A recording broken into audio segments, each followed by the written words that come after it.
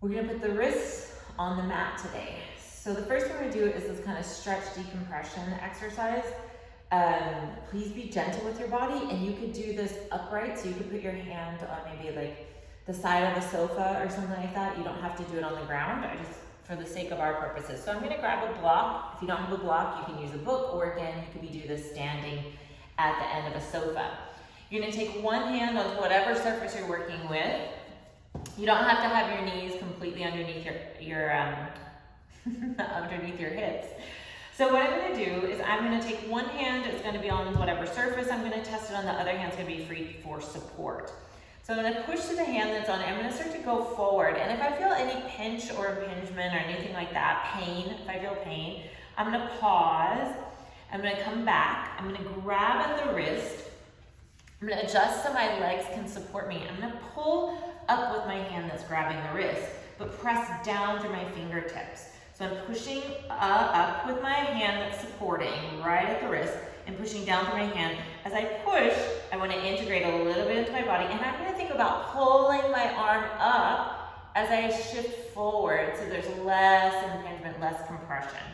As I go forward towards this stretch, and then come back. So you can do that a couple of times. And then I kind of want to just stretch the opposite direction. So tuck the fingers under and stretch the front of the wrist there. Breathing. And then I'm going to go back into it again. Straight elbow, grab that wrist. I'm going to lift up, not just with my hand on the wrist, but my whole body. Like I'm kind of squeezing through my hips and my abs just to lift up as I press into my hand and shift the weight forward. Can I get both sides of my wrist lifting? I don't know. I'm collapsing a little bit in my shoulder blade, so I'm going to integrate that back in as I shift forward and then release. And then one more time, just flip the fingers the other way and stretch. And then try the other side. So test the waters and just go forward.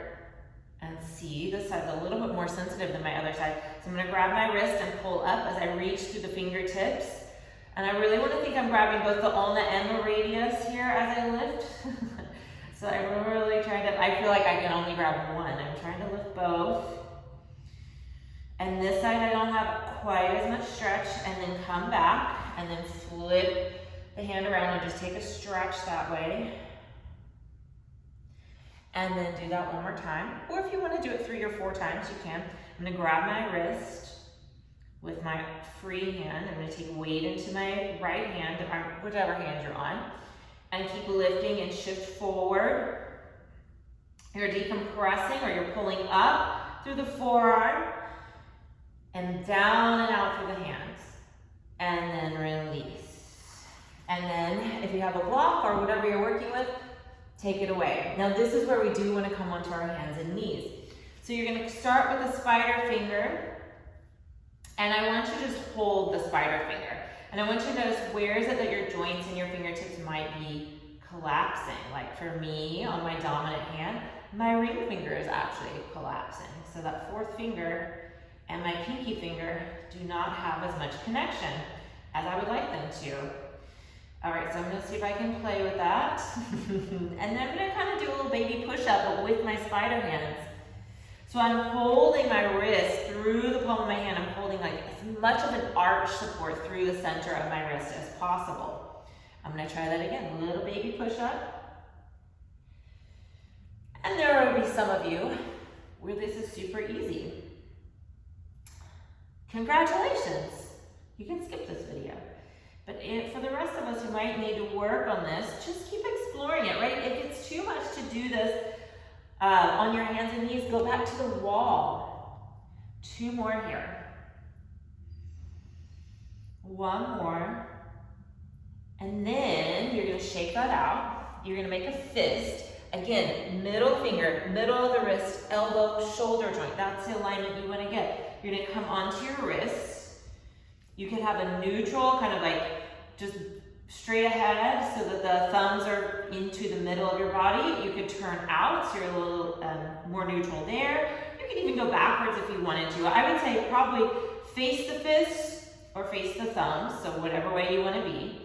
Press down, and again, see that alignment from the middle of your hand through the middle of your wrist, elbow, shoulder. And then what you're gonna do there is you're gonna do shoulder shrugs with these straight elbows, letting your shoulder blades drop together. And then press through the fist and wrap your scapula around your rib cage, but try not to let your chin go up or down, and try not to let your chest collapse back, right? You're just letting your shoulder blades glide on your ribs. Pinch the shoulder blades together, and then widen. Push through your fist. Center that wrist. One more. Shoulder blades together. Shoulder blades widen. Finding your fist position, then you're gonna try and keep your wrist lifted, almost like you're still decompressing that wrist as you do a little push up here. Press through the hands to straighten. And then try not to cheat by taking your weight back unless you need that. And 3, try not to drop the head up and down like I just did. Push center of the wrist. Center, lift up out of your wrist. Reach through your fist. 2, again, do this at the wall if you're not ready to do it here. And 1, and then come back. Flip the fingertips under so they face your knees, and then just stretch back. And then let your fingers peel back, and you're done. So keep exploring that and let me know how that goes. I want to see if it's transitioned from those mobility into the strengthening exercises, into the weight-bearing exercises. All right, I hope you have a great day, and I hope you stay strong, stay healthy, and stay home. Bye.